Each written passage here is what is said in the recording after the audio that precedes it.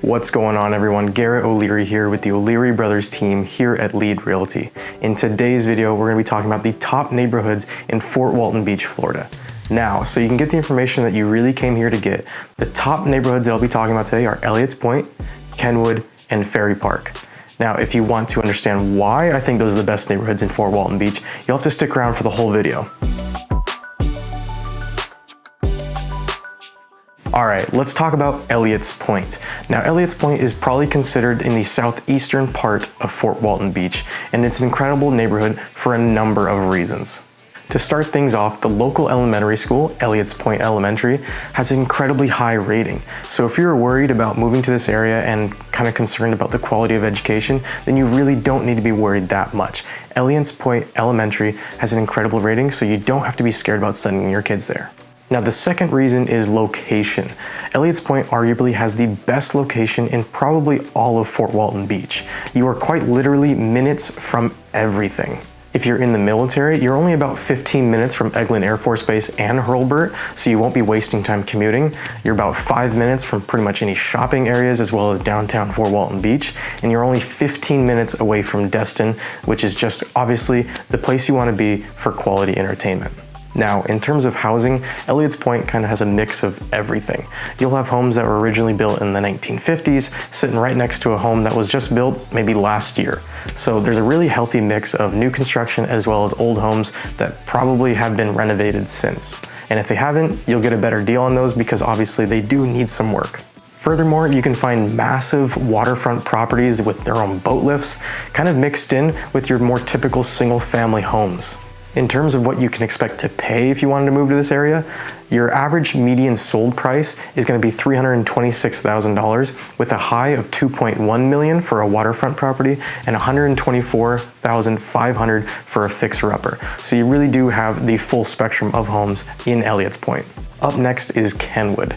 Now, Kenwood is another development that was built or started in the 1960s, but it also does contain newly built homes as well.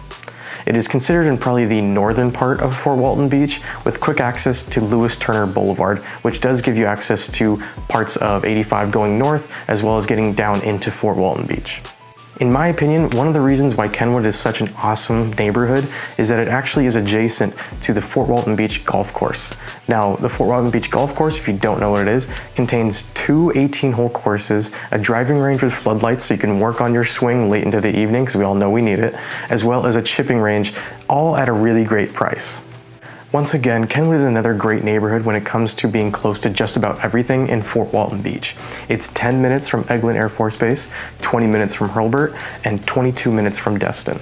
And just like Elliott's Point, it's got an elementary school in the core of the neighborhood, so really on your way to work, it's just a quick deviation from your path to drop off the kids on your way to work.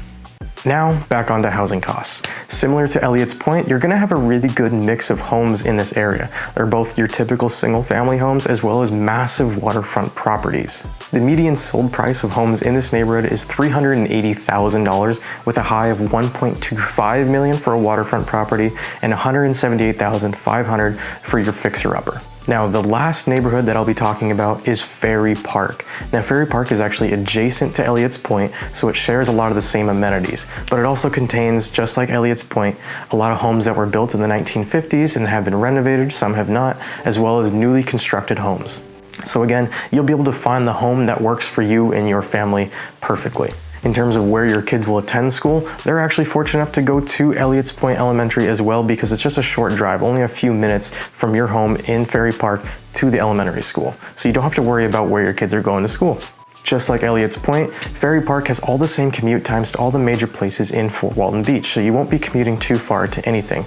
If you work on Eglin or Hurlburt, again, same time. If you're trying to get to Destin, pretty much similar.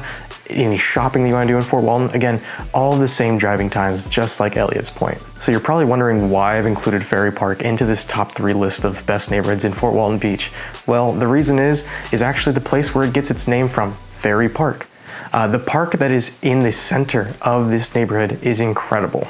Like I said, Ferry Park is in the core of its neighborhood and has some awesome amenities that you really won't find anywhere else in Fort Walton Beach. Beyond just your typical, open green space that most parks have, Ferry Park has so much more to offer. They have basketball courts, they have tennis courts, they have soccer fields, they have running tracks, they have shaded areas where you can take picnics, a few jungle gyms dotted around where kids can play, and probably what I think is the coolest is they have a disc golf course, or a frisbee golf if you're not familiar with it. It's awesome.